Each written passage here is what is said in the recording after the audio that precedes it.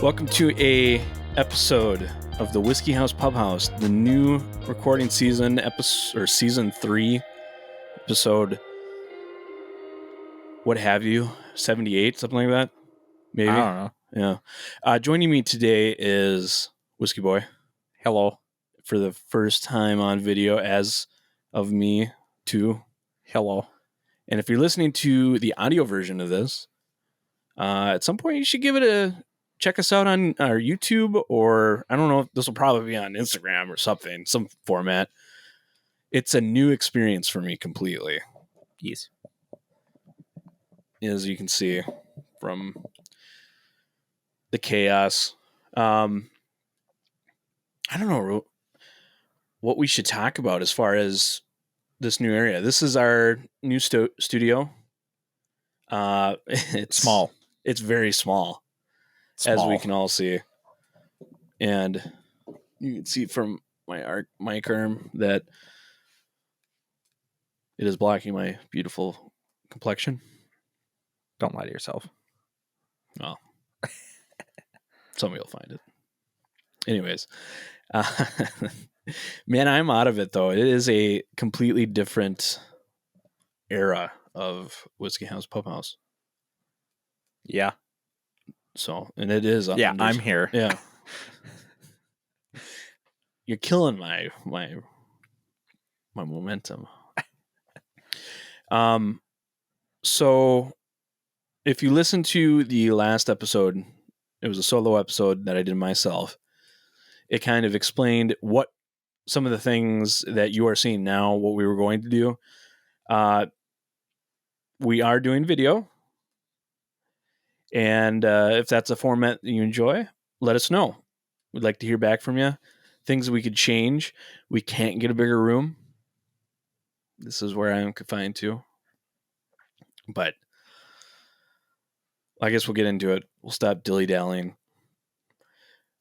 Whiskey Boy, how you been? It's been a while. I think our last episode that you and I did, which was also the last one you were on, we were talking about the Wild Turkey Russell's 13. I'm pretty sure that was the last one. I went back. Yeah, I think so. And that was back towards the tail end. I think that was September, actually. It was a Bourbon Heritage Month. We thought we were going to do many things, like going to Kentucky, meeting Jimmy Russell, and doing a lot of other things, too, that would have been really cool. But we did not, which the audience knows. But that has been the last time that you and I have talked. So what's new in Whiskey Boy's side of things? Anything you want to talk about? Not really. No. Okay, that's sum up the last 6 months, right? I mean, more than that. No, about 6 months. Pretty boring. Yeah. Haven't really gotten anything special. Mm. Unless you can think of anything. Well, I guess there was the only time that we had Lauren. Oh, that's great. That stupid dog. Lauren was over. We did a bottle share. Oh, that's right. Thing. I think it was probably like maybe one of the only things that we actually did. I know what I got. Yeah? I got the E.H. Taylor Barrel Proof. This guy. I forgot about that. This guy. How'd you get that? Let's let the audience know. What was the story on that? What batch did you get? And how did you get it? So it was very stressful. Sure. A liquor store in our area did a 12 days Christmas sale where once a day they would post on their Instagram and you would have to go to their app and go into the bourbon section and you would have to look for these allocated bottles that they would drop every day. Usually they were sold out in about 3 minutes because I think the most they dropped one day was like 12. Sure. And a lot of people were looking. And so I missed the first 3 days. This was the 4th day, and it happened to be on or at the same time that I was on break at work. So I was looking at it already. Got the notification, went on their app, refreshed it like 1,000,000 times, and I scrolled down a little bit and I saw that barrel proof put it in my cart, checked out in about 0.3 seconds. And you weren't there that day. Sure. But I was with Alex, and he could tell you I literally started jumping up and down. Like I had a full-on like freak out. I was that hyped. Really? It was probably a little too much. But it was so amazing. It was very stressful. And I never got anything, because that was day 4. I never got anything else the entire time, which sucked. Was that the biggest thing they did? The only thing, like for the the event that they had. Yeah. Yeah. So I would say that bottle was only topped by one other, and it was a George T. Stagg. Yeah. For sure. $130. Right. Yeah, no, definitely. That's quite the bottle. And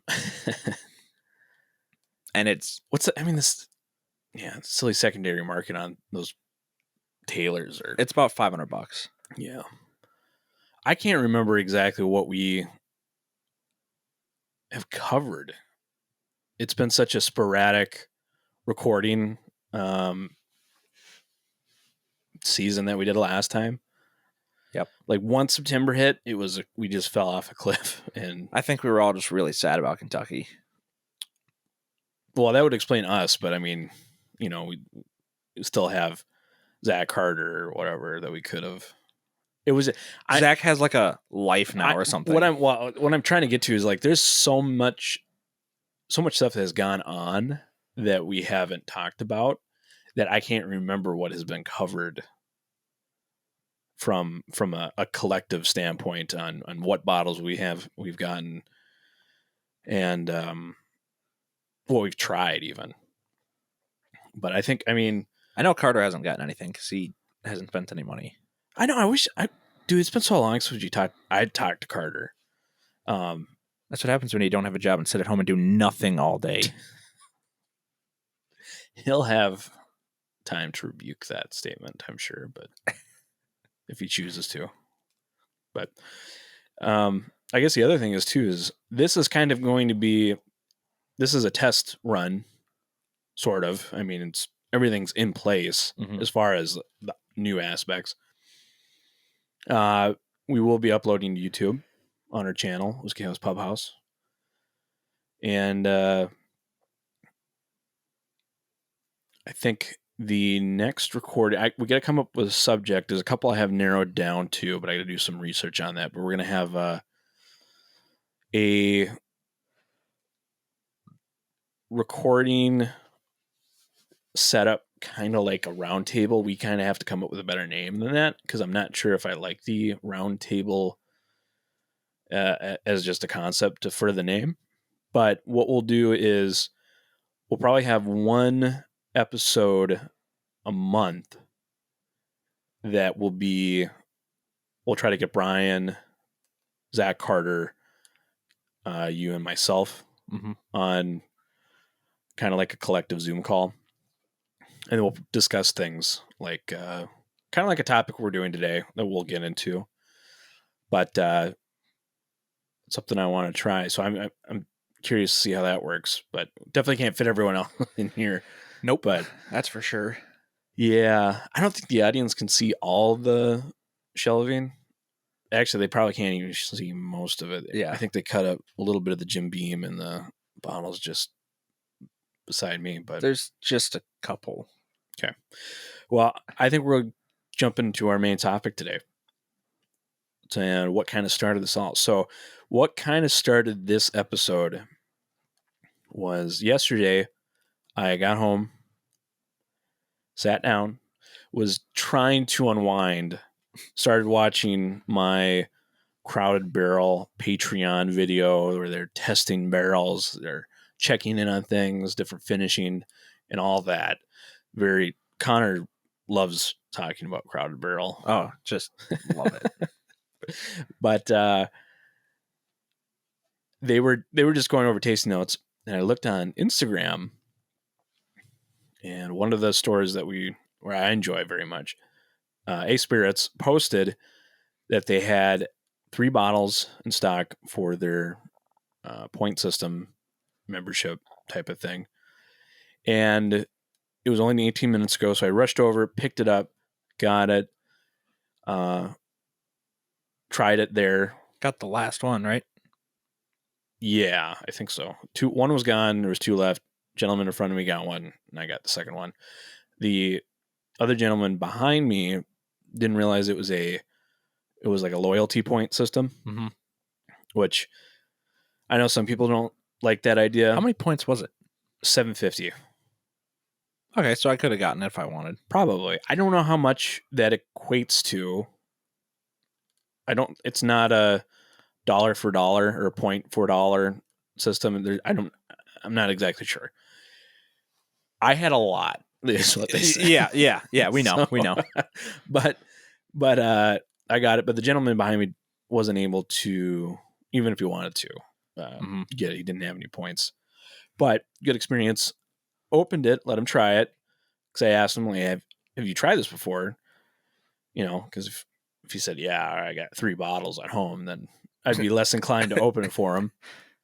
But I'm like, well, I haven't tried it yet. So I asked if I could open it in the store. And we opened it in the store, tried it, and super great. But it got the conversation is you haven't had any of the Amburana finish whiskeys. Mm-hmm. And so we're going to dive into what is Amburana, what type of wood, what kind of the background on it, and we'll compare some whiskeys. Cool. Which I am remembering now that I do not have my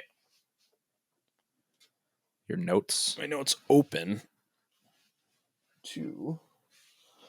Oh my goodness. Edit all this out. It's just deeper into the barrel. There we go. Oh yes. Fixed. So I sent you an email so that you should be able to follow along with this also. You sent me an email? Well, I sent you a link. Did you get it? Go to your email.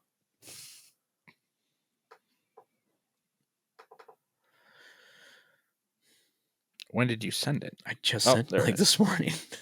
I've been at work all day. I'm not sitting there checking my emails. No, but you're sitting there on your phone no matter what. I'm not wrong. I know what roasters do. I was done by 9 today, so leave me alone. Okay. Anyways. So I was researching a little bit on the Amburana thing. And the Amburana, I don't know. It seems like the Amburana thing has started, what would you say, like last year? Hard. Real hard last year. Like the Rio kicked it off. Yeah. Like without a doubt, kicked it off. And then there was a bunch of other ones. There's like a Nulu, I think, has one. RD1 is a prominent one. RD1 is the other, probably, I would say, under Rio as far as prominent. Barrel one, yes. I have not gotten to try the barrel. I think we did come across it. I've seen it multiple times. Yeah, I just wasn't like, Yeah. At that point, I had been able to try the Amburana, so I knew what it was about. It is a wild flavor for those who are not familiar with it. But intriguing. Maybe we should. Do you want to get into it as we? Yes. Should we? You want to try some stuff on the whiskey on the whiskey podcast? Yes. You do? Yeah. Okay. I want to do the RD1. No. Yeah. What? Yeah. RD1 first. How many of the Crowder Barrel ones do you have? 2?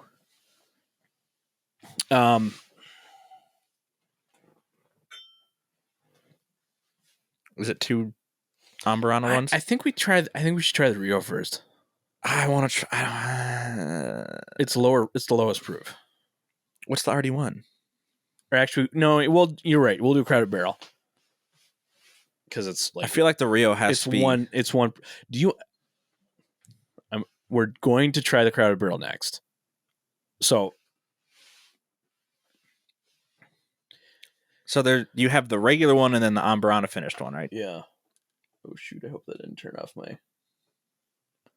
Nope. 1 second. I need to change my setting on sleep. Edit and post.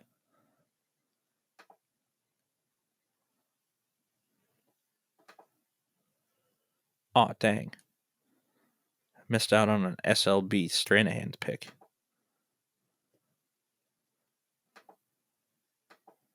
I bought something. What did you buy? I bought something. Let's save it for later. Okay. So while the whole craze was going on, Crowded Barrel was able to procure a barrel for Amburana finishing. And what this is if you know Crowded Barrel, a lot of times they source from MGP or other places, and then they'll do cool finishing or experiments with it. So this is one of the first few barrels they ever got from Bardstown Barrel Company. So this is not the MGP Eleanor that they normally use. This is, well, it's Bardstown juice. Right. So I think that what we're going to do is this is the exact same whiskey that they finished in Amburana. This is just a before and after. So we get to try the before finishing of the Bardstown bourbon at 50%. Okay. And then after that, we'll go into the Finished. Yeah. Oh, and it's a cup holder size. I'm gonna put it in my camping chair real quick. you like the furniture we got? All right, just making sure. Cork pop. I don't have a table.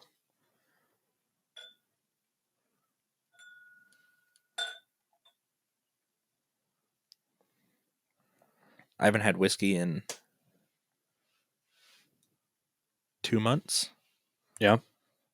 I had COVID, and then I got sick again, and just haven't drank. Sure. Well, good for you. Good for you, whiskey boy. You're going against the namesake that is in your name and abstaining from whiskey. And that's what's important. It's been killing me every day. Mm-hmm. So this is a blend of 66% 3-year, 6-month Kentucky bourbon from Bardstown and 34% 2-year, 11-month bourbon, also from Bardstown. Mash bill 75 corn, 21 rye, 4 barley. They share the same mash bill as the MGP. Interesting. Yeah, but completely different place. It's got a sweet note to it.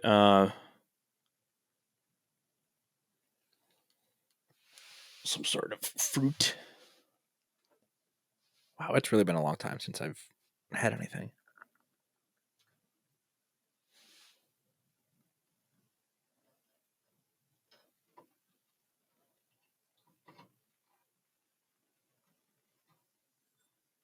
I feel like I'm going to be buzzing, but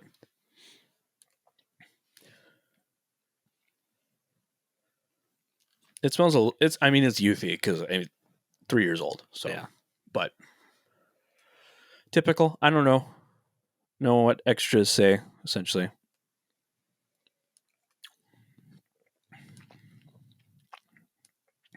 You can taste the sweet corn. I like it. It's not, it's good, yeah. It's Bardstown 50%. I don't think I have a Bardstown. Oh, no, the Origins are bottle and bond, yeah. Yeah. You have all 3 of them, don't you? Yeah, I think I literally have this one. Rye actually. and the... That would be interesting. I don't know why I haven't done that comparison of the Origin rye mash bill versus the sourced one. I have like a pissed off taste bud on my tongue. Like a cold sore? No, just like a... Did you get cold sores on your tongue? I don't know. Do you? It's just like a single taste bud. Yeah, it's like just...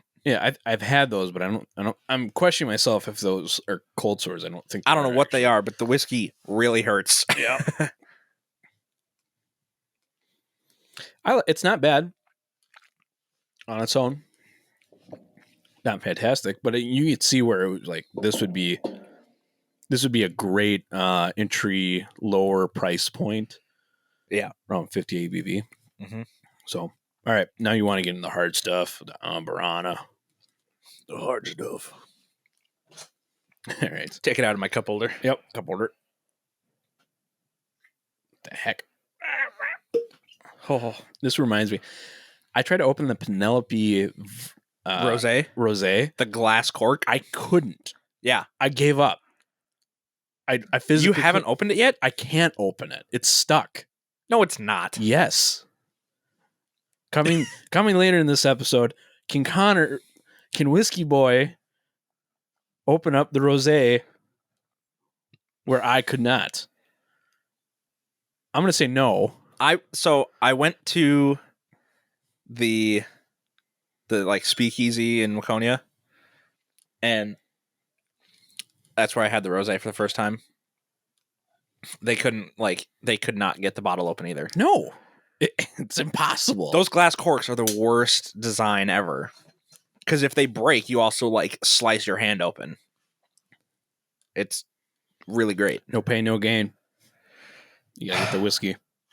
Just pour some of the whiskey on it and it'll clean it out. Yeah. Yep. Ooh. Cinnamon Toast Crunch. Yeah.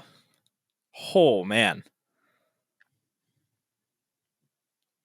I love cinnamon, but I'm allergic to it. Really? A cinnamon, like anything that has cinnamon in it, tastes like metal. I wonder how this is going to taste to you. I love the smell of it. I love everything about it. But the taste, it tastes like metal. So you're like the cilantro people, but for cinnamon. Sure. With cilantro, they get soapy notes, supposedly. Oh, yeah, that's right. But no, this is like, to me, it's like a green apple. I was just about to say it's like an apple pie. Yeah.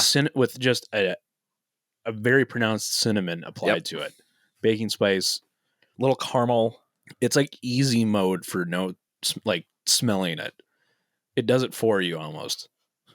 I cannot believe how cinnamon apple pie that is. Yep. Like it literally smells like I just took a bite of So remember, pie. this is the same whiskey in every way, same proof point, same just place. Has Amburana finished. Just Amburana finished for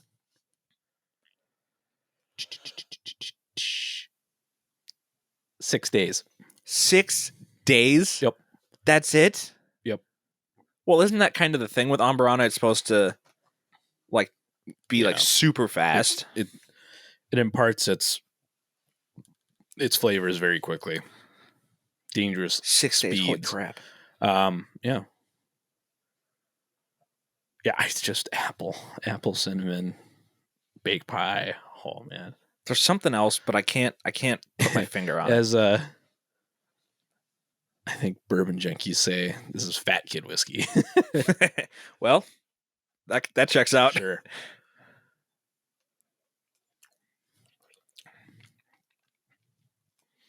Yeah, this one's actually really good from what I remember first. That is just apple pie. Mm-hmm. Holy crap. Yeah. Holy crap. Now you understand why the Amburana finish, not movement, but that whole craze. the trend has become very popular. Okay, I have a question. One question. Yeah. Are any of the other ones like this? Like really like this? I don't want to tell you. I'm not going to tell you yet. But I want to know because I'm getting an RD1 like on my way home if that's what it's like. Yeah, I'm not going to tell you yet. So, what we are going to discuss is some of the research that I got pulled up once I figure out how to grab this laptop without getting whiskey on it. It's alcohol. It'll dry. All right. So, now that you've experienced Amburana, the heavenly... What do you know about Amburana? It's a wood from Brazil. Okay. Is that's fine if that's all you know, but is there anything else you know? Have you heard anything else through YouTube or anything? Because we'll go into it a little bit. I'm just curious. No, that's about it. Okay. It is just fantastic. So Amburana, yes, is obviously from Brazil, but it is not just from Brazil. It's Bolivia, Argentina, Paraguay, Peru. So that whole kind of region, it is in the oak family, and they get like the diameter of the tree can get around 60 to 70. I'm assuming inches now, but I thought it said feet. And feet would be crazy. The height was like 80 feet. Yeah. They get very big, but make a lot of barrels. Yeah. However, the problem is it is at an incredibly high risk of habitat loss, or not even a risk. It just has a bunch of habitat loss due to deforestation. And in some places, they're protected.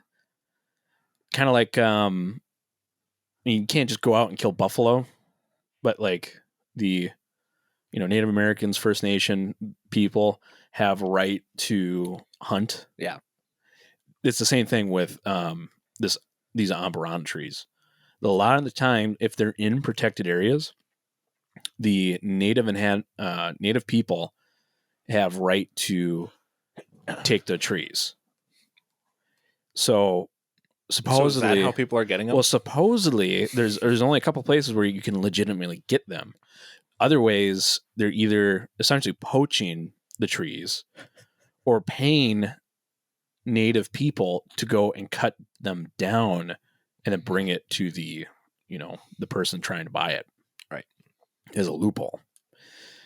So that apparently it's a very high likelihood that if you are getting barrels, the person that brought them into the US might not be doing it legally. Well, I shouldn't say that the person that brought them in, but possibly the company originally or that originated in South America might have, got the wood through means that weren't means very fair business practice. But well then how would a company like Penelope or MGP? Well, so they're getting it through if they are getting a traditional barrel, because we'll talk about alternatives. If they're getting a normal barrel, they're getting it from a brokerage. The brokerage isn't the one that is doing it illegally. They're just kind of supporting the secondary use of those barrels. So if they're creating demand for a barrel in the use of finishing, it might just encourage the ill practice already going on, right. Or possibly increase that because there's more demand. Mm-hmm. So that's one of the concerns. And we will talk about kind of a counterpoint to that on how you can get around or limit the use of the wood. But so the original spirit that is using it, because there is another spirit that is going into these barrels before bourbons are getting it and using it for finishing. So these aren't new barrels? No. In a lot of cases, they are not new or first use or virgin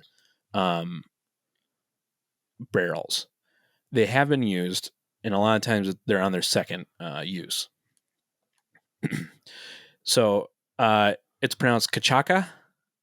It is a distilled spirit made from fermented sugarcane juice, much like certain rums are. However, rum, you can make it from molasses or fermented cane sugar. So there's kind of a difference. Sounds pretty good. This one seems to be only fermented sugarcane juice and not just molasses. It goes by other names, mostly ones I can't pronounce. Don't try. Yep. But Yeah, outside of Brazil. So Brazil uses it. A lot of places drink it straight, but outside of Brazil, it is most commonly used in tropical drinks. Obviously, from the bourbon that we can tell, it brings very apple, cinnamon pie notes to it. That would be fantastic in fruit drinks. Is this form of liquor or whatever, like, can we get that in the States? It does have, I don't know. Yes, somebody has gotten it. There was a Bourbon Junkies live stream where they sent the Cachaca spirit to them as a blind. So someone, it seems you are. I had not looked it up. I don't know how easy it is to get it, or if it was, or how difficult it is to obtain. Right. But it is something that is exported to Germany mainly, at least according to some of the things I could find. Yeah. So, but the history on it, it's the sugarcane production was mostly it was switched to Brazil from neighboring islands by the Portuguese in the 16th century. The distilled sugarcane juice and the liquor from pot stills. That's kind of how the Chaco was brought over or made. So they had sugarcane production in these islands and started growing sugarcane in Brazil, where people started fermenting the juice and then distilling it in pot stills. Pretty typical. Nothing super abnormal about that. But however, the process of this does date back to 1532. So it's been happening a long time. Rum is one of the oldest spirits, and it's a worldwide spirit. You can produce rum anywhere. But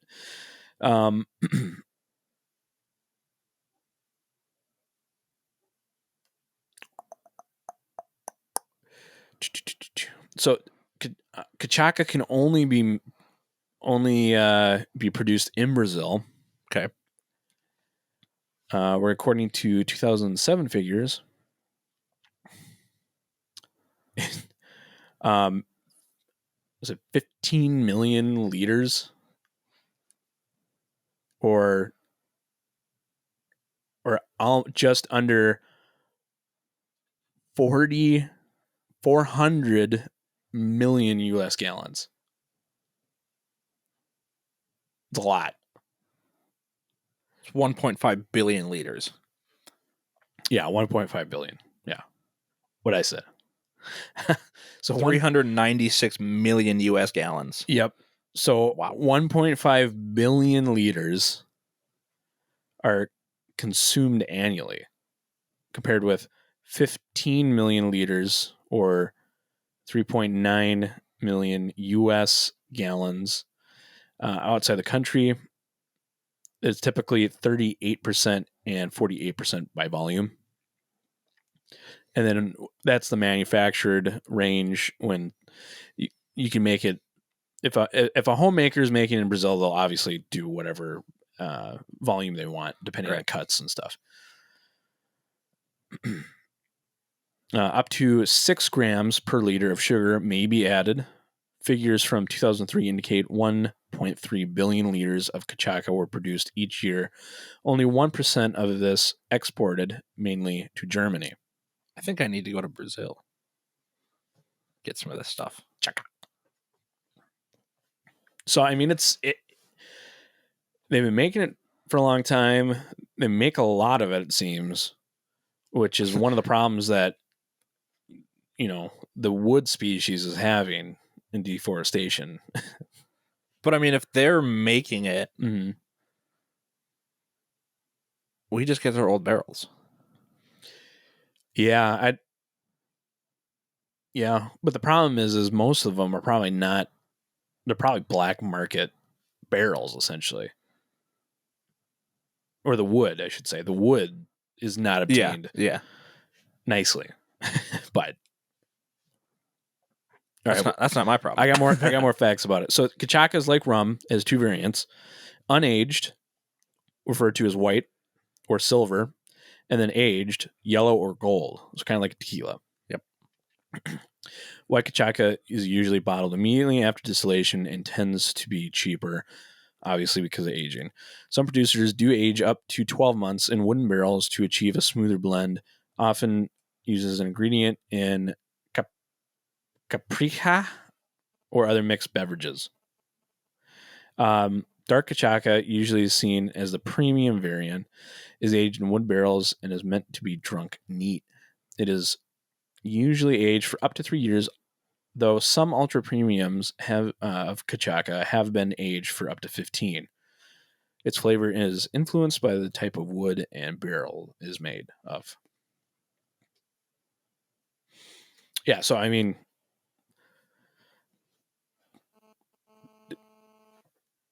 they do some old ones, do some used, some new. That 15-year would be. I don't know if you would want that. You do not want. This is second used barrel. Oh, jeez, that would be. It's your phone, yeah.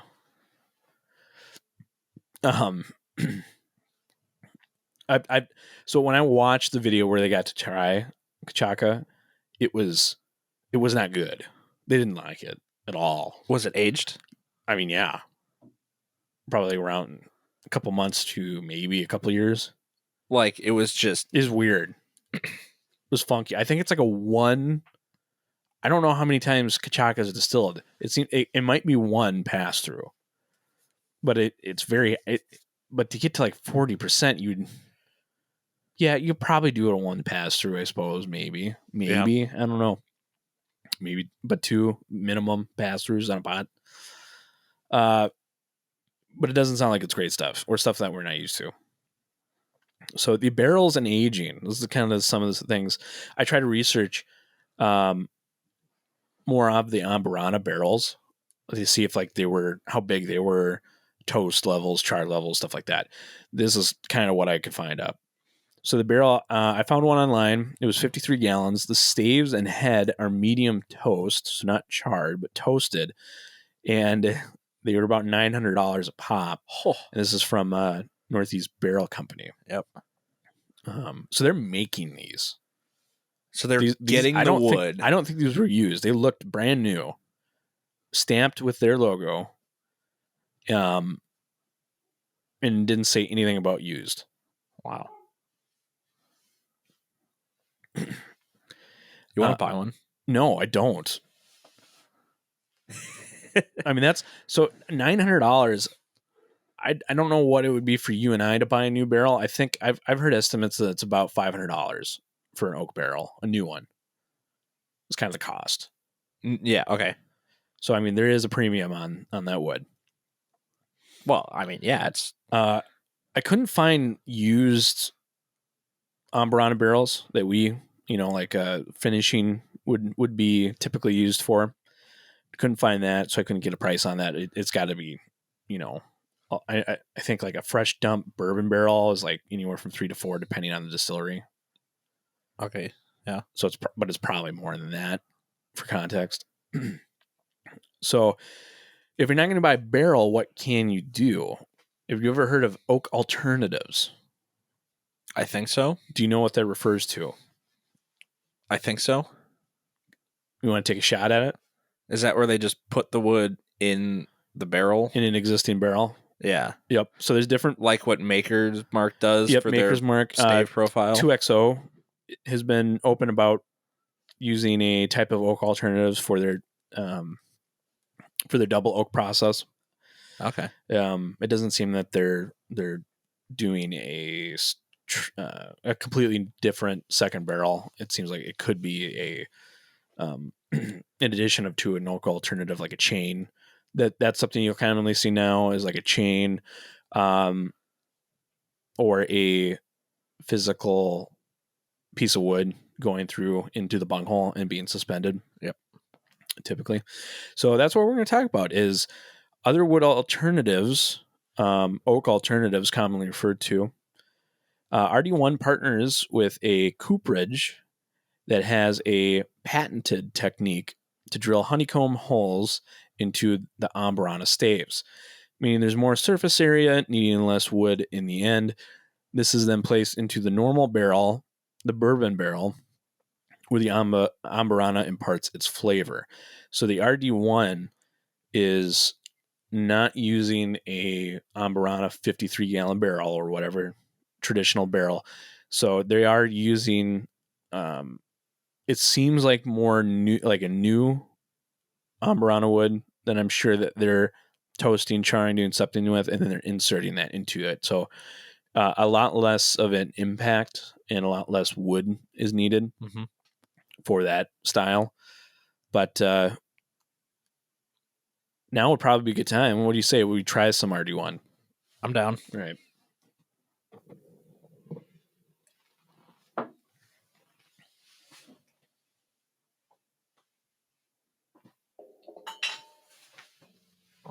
And they got the flask style bottle. So you know what RD1 is? Like why they're called RD1?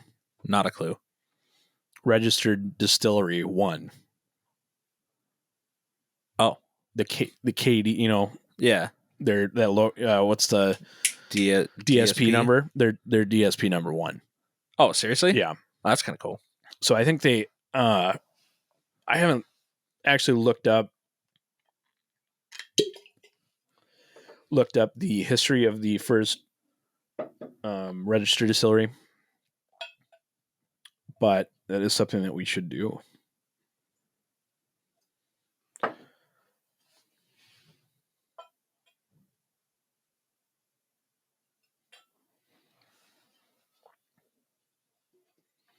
So this is 55% ABV. So we jumped. Okay.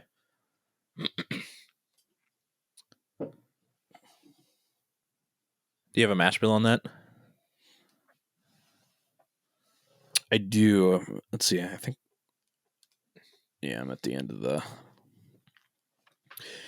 So the RD1 SRP on it is about $65. Just came to Minnesota.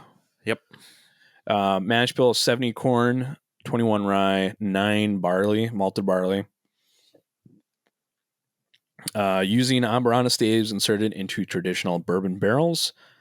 They're finishing. I looked for the finishing on all of these, and this was the only one that I couldn't find an exact day. I'm sure it's an as needed type of thing. But their answer is not long. That's what the website says. So the age of the bourbon is over 4 years on all their product. Okay. So that's what the website says. Another year from the Crowded Barrel stuff. Sure. Yeah. And a different mash bill, different place distilled, but still definitely get that cinnamon apple. It's less. Yeah. It just smells like, I think the alcohol is kind of just toning it down. Yeah, exactly. But it's still definitely there. Yeah, it's just not as pronounced on the nose. But I'm gonna taste it.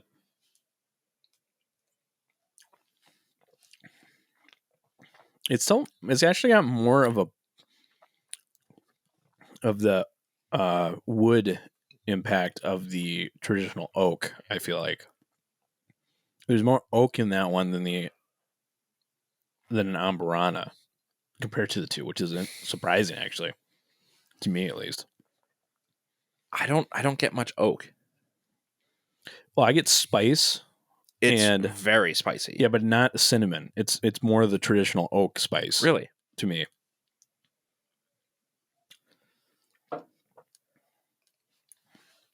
It's more balanced actually. Like it's definitely bourbon. Yeah. And Amburana, whereas like the Crowded Barrel one, it was a lot of Amburana. That was just straight Amburana. Yeah. It definitely has more traditional bourbon characteristics. Sure. But you still definitely get like that heavy apple cinnamon punch right to the face, which I am quite enjoying. Yeah. No, it's a good pour for sure. I I forget. There was back when the RD1 Amburana was gaining popularity as like a alternative to the Rio because you could get it. There was a cocktail people were making and it sounded super good. But this in a cocktail would be superb. This is an awesome. apple cider. 55%. It's $65. It's in that weird placement where it's like almost too expensive to mix, but almost like kind of okay. Yeah. Like, what's your price on mixing? Like, what the bottle that you're using for mixing, what's kind of like your threshold? Like, what's your average for that mixer that you usually use to like, how much would you be willing to spend on a bottle for mixing? Like old fashioned. We're talking like jack of all trades as far as cocktails, old fashions, bourbon cokes, stuff like that. You're not afraid of throwing into anything. For me, it's the Evan Williams BIB.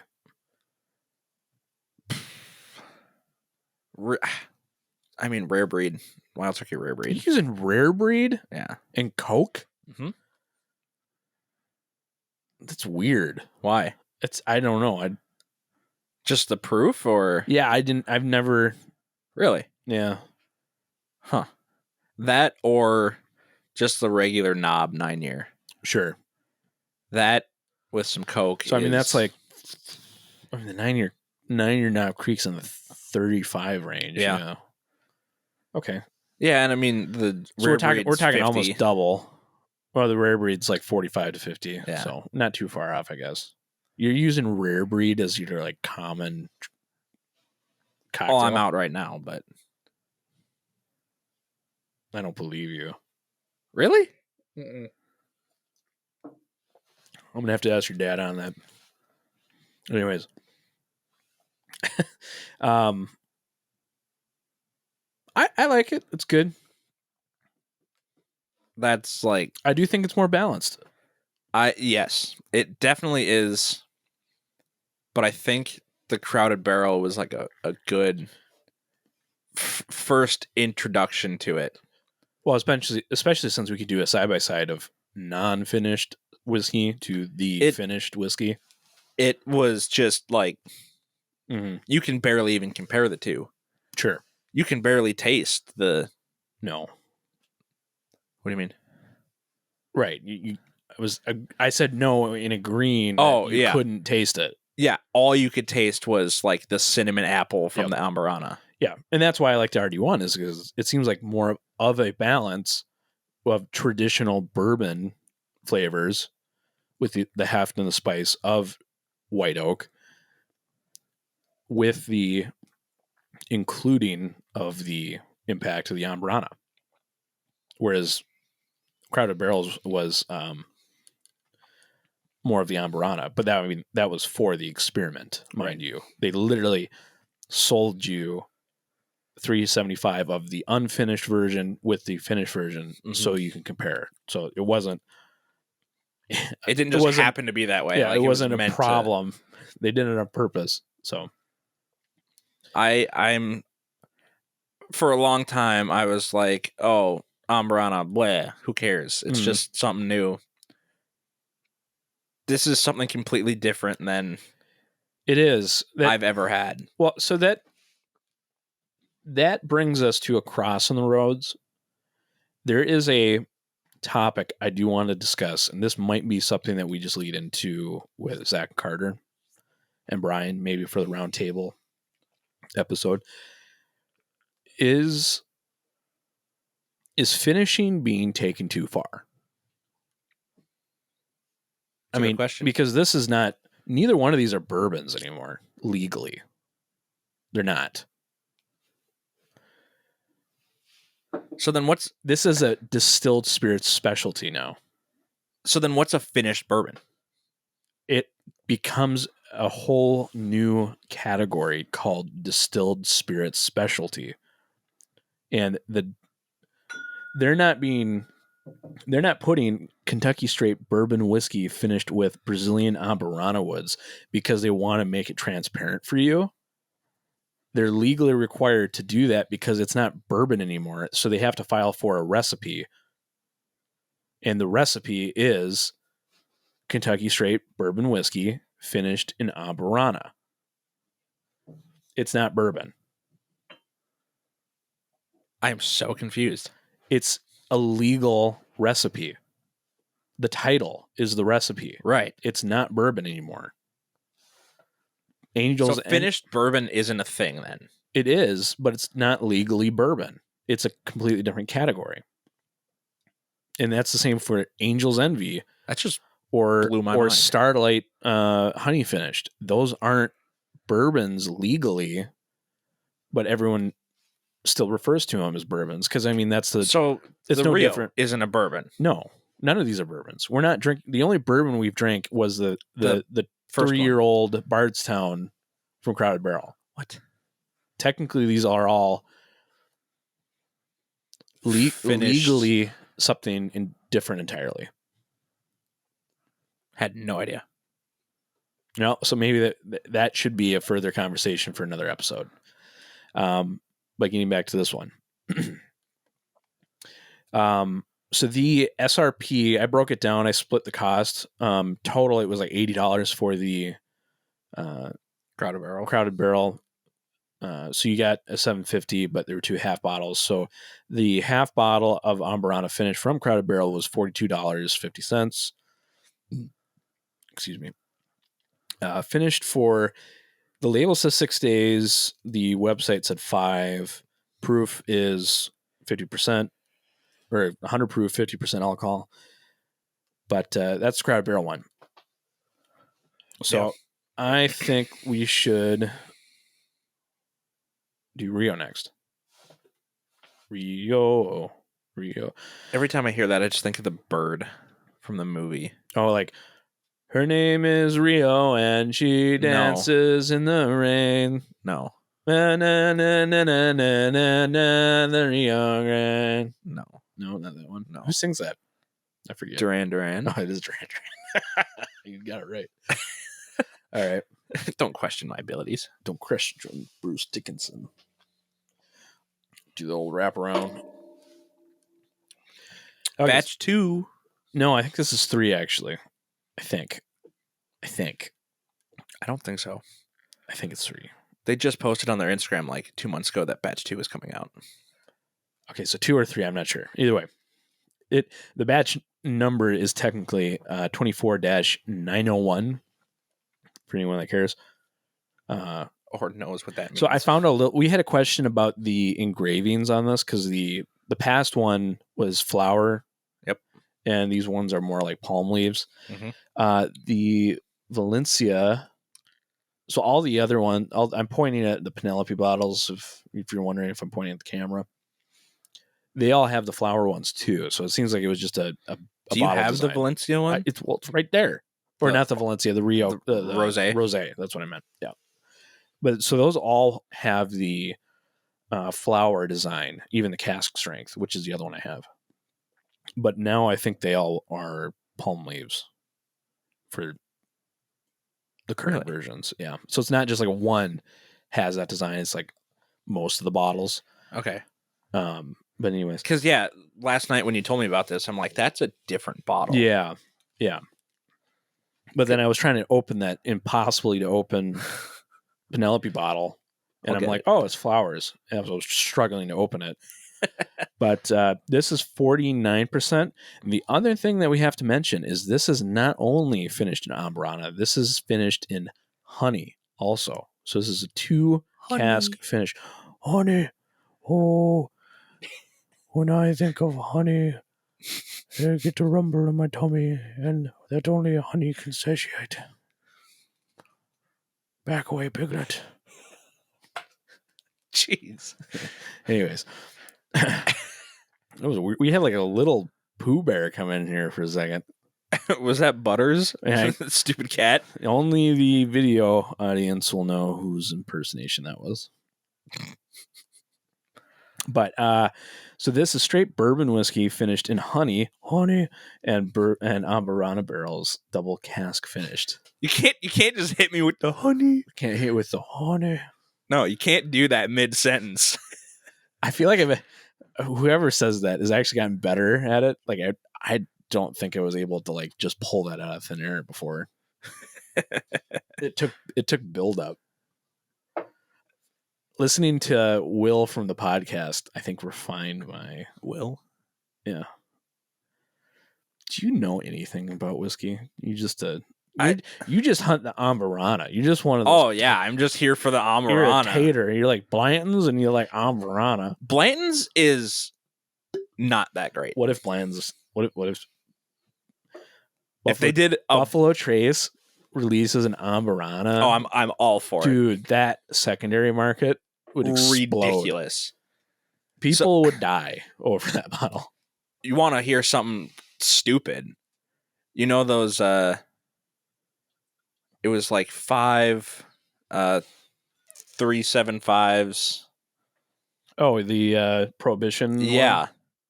I saw one on Facebook. So how much? Let's see. There was $1,000 for the set. Yeah. How many were in the set? 5.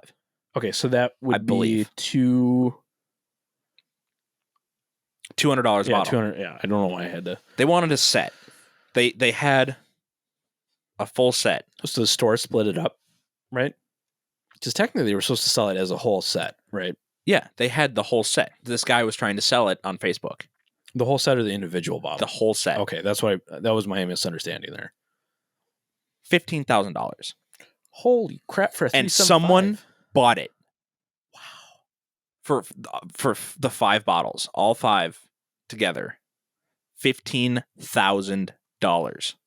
I mean, it's a first edition. Who knows if they're going to come out with that yearly? It doesn't. It does surprise me. Well, but once you think about it, like, of course somebody's going to be wanting to pay for that. I mean, not that it really matters, but I can't remember which one it was. One of them was the number 1 on Fred Minnick's top 100 of the year. The Stag. His Stags the were... old Stag or whatever. The Stag was up. Yeah. So, I mean, yeah, I get it, but... 15,000... That's more than my truck was. Well, how much is the Double Eagle Very Rare? Very Rare. That's like... I mean, that's like $2,500 SRP, I think.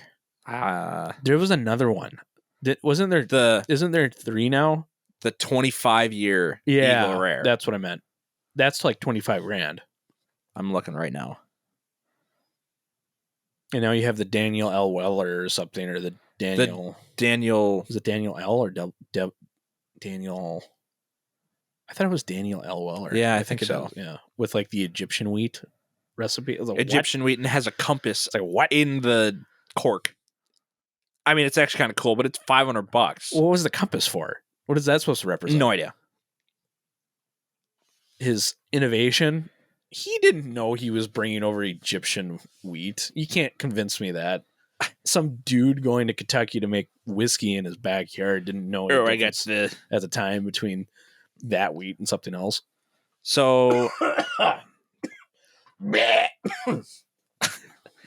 did that. The 2019 release of Double Eagle Very Rare. Yep. Average. Sure. $13,000. Oh, I thought it was more than that, actually. That's a good price. Who should buy that? The Double Eagle Very Rare, not the 25-year. That's the app. Okay. The 2022 release was 9,400, almost 9,500. Sure. I can't find the. Let me look for the. Well, while you do that, I'm gonna nose my Penelope Rio while thinking about Duran Duran. Oh God, the nose on this is. Oh my God. Oh, what are the candies that all the old people have? Werther's. That's exactly what it smells like. I don't have a good S pronunciation, so I can't say Werther's in a Herbert voice, but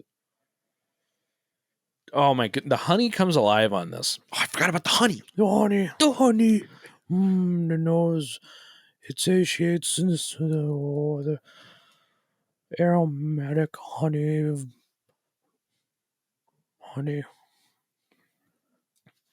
So jeez, that's so good. From Nestor Liquors. Oh, sure. Like, yeah, I know them. I think I bought a 2XO from them once. I pre-ordered one of them. Yeah. Yeah, the Gem of Kentucky. Yeah, the Gem of Kentucky. The one that took like 8 months to get there. Yeah, that might be that bottle. And now I have more than 2 I more. should have because friends are like, hey. I bought you your first one. I know, because I was worried that wasn't going to come. Yeah. And then Lauren got me one as a gift. Yeah. And then I ended up indirectly paying for it later. Yeah. I gifted him the Claremont. The Hardens Creek. Yeah. I never 3-pack. got to try that. I was so pissed I forgot that. Oh, yeah, you forgot it here. I forgot to bring it to the bottle share. And so I never got to try it. But we got to try his 17-year blend. I know, it was fantastic. It was so good. And I wanted to try the other ones. So the Eagle Rare 25-year MSRP $10,000. Repeat that. The Eagle Rare 25-year $10,000. $10,000 MSRP. The Eagle Rare or the double Eagle Very Rare is more. Why? Well, there's no age statement on that one, is there? There's been, I have no idea. I know nothing about it. There's been 4 or 5 batches of the double Eagle Very Rare. Right. And the 25-year just got released. That's what I mean. I think in September. That's why I'm surprised about the secondary being the way it is. Anyways, the nose on this Rio is the best thing even if this isn't a bourbon, which it's not, this is the best thing I have ever smelled in all of bourbon. Agreed. I have smelled some very fantastic scotches that are on a completely different wavelength of smell, but this is fantastic. The double Eagle is 20-year. Yeah, that's weird then. Anyways, I just don't understand why it's just stupid people, isn't it? Isn't what it comes down to? Is people just not understanding. Yeah. Okay. And you can't make sense of that. So this glorious thing in my glass. It's Werther's original. You melted all those down, added honey to it, cinnamon. Oh, it's hard for me to find the cinnamon in this one. It's an apple pie. It's a caramel apple pie. That's where I was going. Yep. It's fantastic. I can go get one from the store right now, and it would taste exactly like what this smells. It's amazing what the honey's doing, because the honey is adding the fullness to the nose. How much you want for that Rio? Yeah. Well, so we'll get to it. The SRP on the Rio, they were, I think originally when it came out, they were like $90. Yeah. For this batch, SRP is $130. I would pay that in a heartbeat. I mean, you did yesterday. Yep, I did. So is that how much it was? Yep. Okay. So stay with me now, because this is a little complicated. So mash bill is 74 corn, 14 wheat, 9 rye, and 3% malted barley. They claim 4-grain mash bill. However, this is a blend of the 3 MGP mash bills finished in a honey barrel, then the new Amburana barrel from Brazil. Finishing period is less than 2 years. I'm assuming they're including the honey and the Amburana in it. That would make sense. Age is a blend of 4 to 6 year. Proof 98. Percent is 49. This was the info that I did pull up, was completely based on the batch 1. So I'm assuming batch 2 would stay the same as far as mash bill and all that stuff. I would assume so. The SRP I did change because I knew what that was. Yeah. But yeah, I cannot emphasize how amazing the nose is. So now my other question is, I have always heard that the Doc Swenson that was there Bossa Nova, yeah, at Ace is the same thing as Rio. You're right. I don't know anything to confirm or deny that. I think, is it finished in honey? And it is. I don't think it's finished in honey. Okay, because that would drastically change. Oh yeah, the honey adds a richness on the nose because we haven't tried it in the palate yet. This is a completely different nose from the other whiskeys that we've had. Oh yeah, this is fantastic. And because of that, I'm leading into the palate.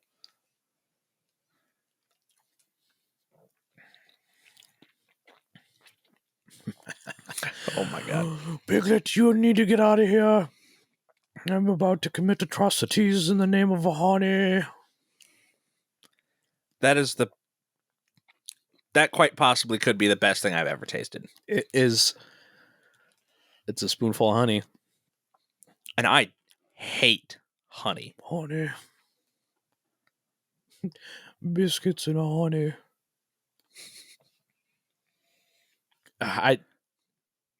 My mind went blank for a second on the finish. And I need to go back and so I can attempt to give notes.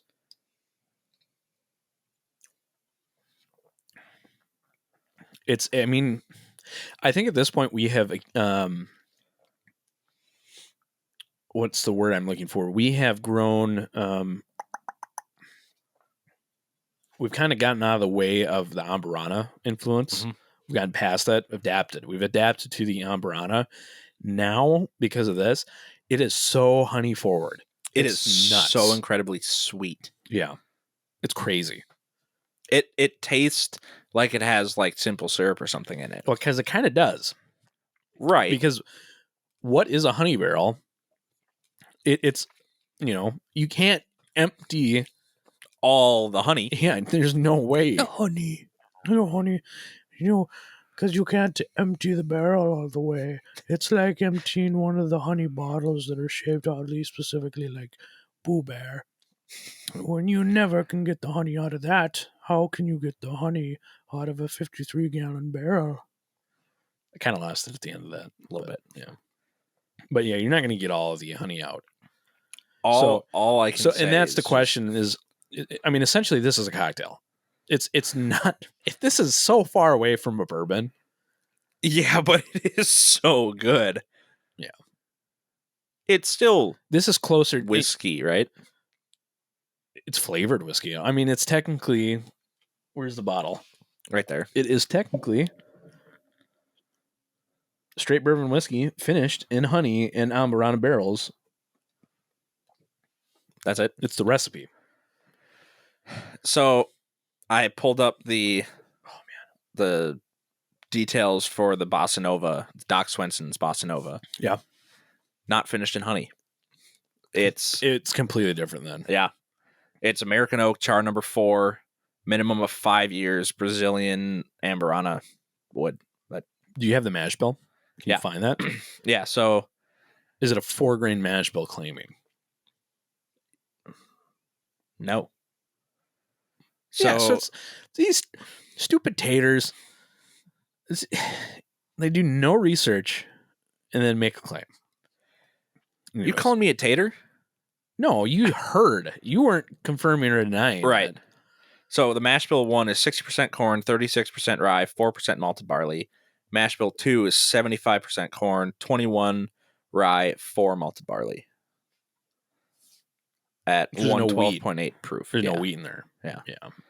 What is it? It was 12%.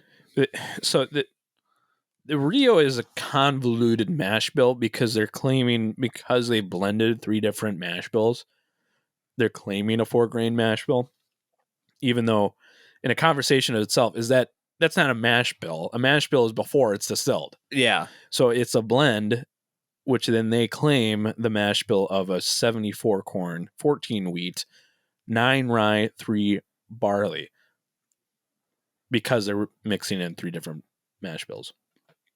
Right. Distilled mash bills.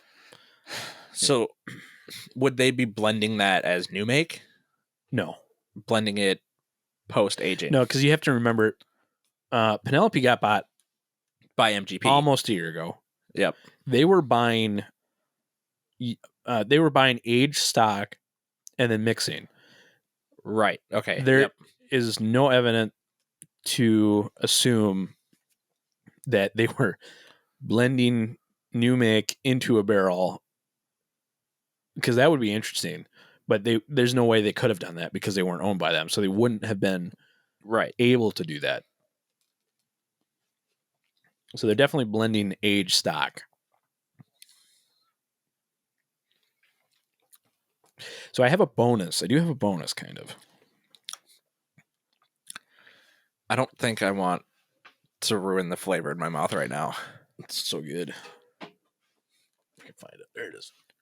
Wrap around. Unless there's something special about that. I'm not actually sure what this is. Botana? So we'll say Botana from Crowded Barrel. So this is bourbon whiskey finished in Brazilian Amburana. This is 3 years, 25 days, 59.5% alcohol. So what's the difference from the other? This is cask strength. This is... Oh, right.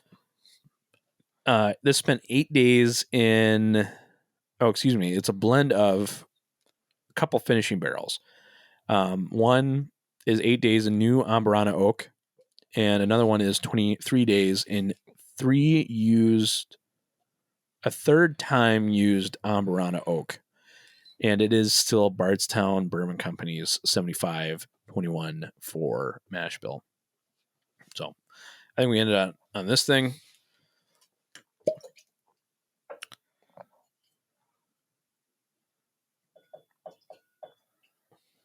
Just a little bit.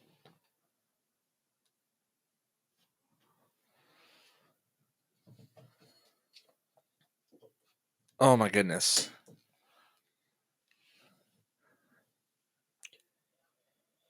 Yeah, we're back to a way more pronounced Amburana now. Snickerdoodle, like coffee cake. I don't know why, but like cinnamon coffee cake. Yeah, no, it is coffee cake. It's more bready. Yeah.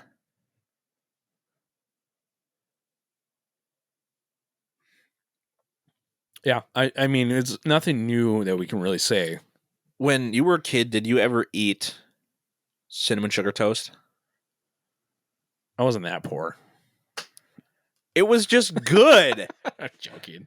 I did not do that. I had the cinnamon toast, like the actual bread. Raisin bread. Yep. That I'm getting the same stuff from that. Yeah, this doesn't trigger a memory of that. I think the smell is slightly off, but it's close. I do see what you're saying. I suppose all of these do kind of have like a weird raisin note to it. Especially this one. Pooh Bear's coming back for vengeance. Pooh Bear's vengeance. The heffalump. It's the heffalump. Run. This is... Christopher Robin will save us. This is nothing that I expected from... I think my right nostril's plugged. Anyways. All right, let's try this.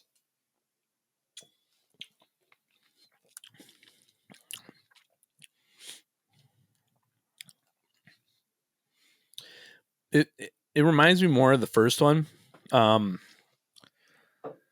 missed the honey finish. I know. That is so dang good. I want to share this with people, the Rio, but then I'm like, no, that's a bad idea. That's a very bad idea. This is not leaving the room. Like, maybe I'll share it with people if they come here, but no, hell no. This does not leave. Yeah, no, people don't need to find that. But anyways, yeah. So concluding thoughts on the Botana. It's... I don't know if the new Amburana gives it a different kind of flavor. I don't mind it. No, it's a little more subtle than the first one we tried, the first Crowded Barrel. It's kind of in between the RD1 and the first Crowded Barrel. Absolutely. I think the RD1, going on closing thoughts for this episode, I think the RD1 is the most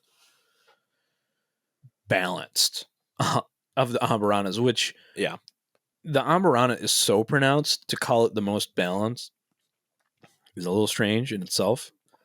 But comparing it to other I haven't gotten to try the Nulu one or the Doc Swenson or the barrel. The barrel, I think, is finished to honey, actually, too. I think it is. I see those things all the time. Dude.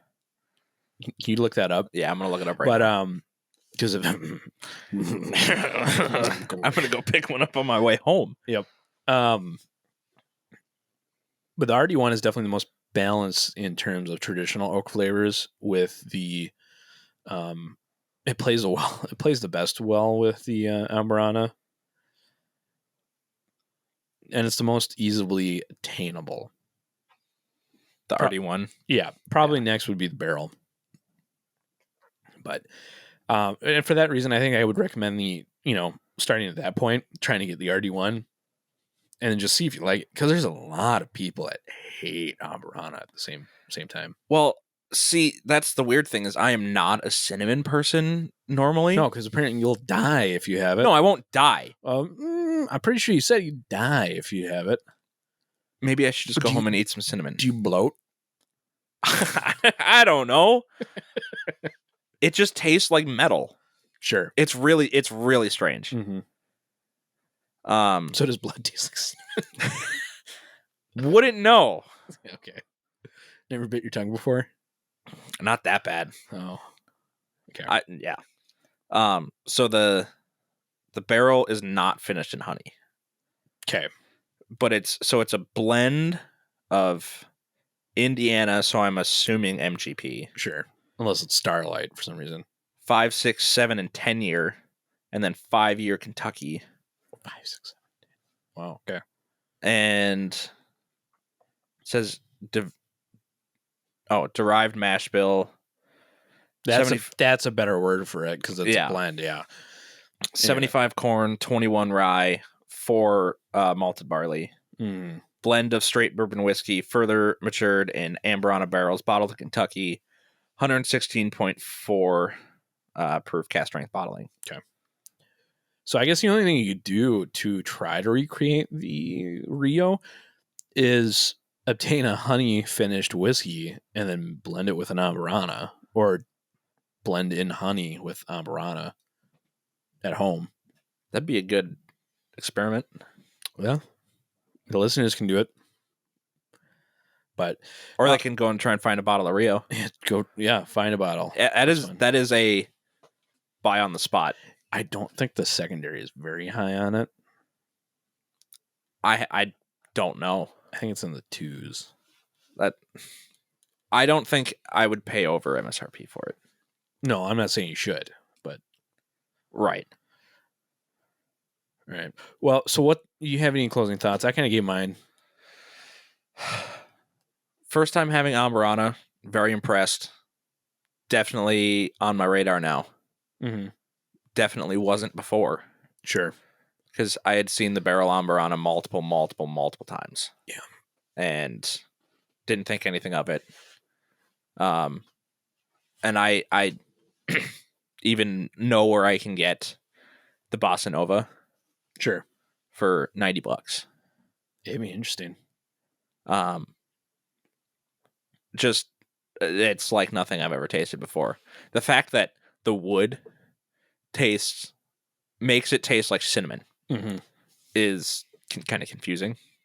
Sure. And the Rio, oh my god, the Rio, the honey. Last time. That is outstanding. Yeah, I had high praise for the Rio, and it definitely lived up to it. I didn't know it was finished in honey. Yeah, I did. Because I'm... Yeah, I know, because you're you. I have my ways. I just watch a lot of stuff. I had always heard about it. I've always heard people talk about it. Mm-hmm. And... Yeah, I even with the price increase, the $40 price increase, totally fine with that. That's a easy $150 buy. Yeah. For me. Yep. All right. Well, thanks for joining us for the first recording of the new season 4 Whiskey House Pub House. Please go follow us on Instagram at the same name, Whiskey House Pub House. If you're watching this on YouTube, please subscribe. Please hit the like button and the bell smash that like button. And then also feel free to leave a comment and send us ideas if you want something for us to review specifically. Definitely send us ideas. Yeah. But we love hearing from you. And thanks for watching this episode of the Whiskey House Pub House. See you next time. See ya.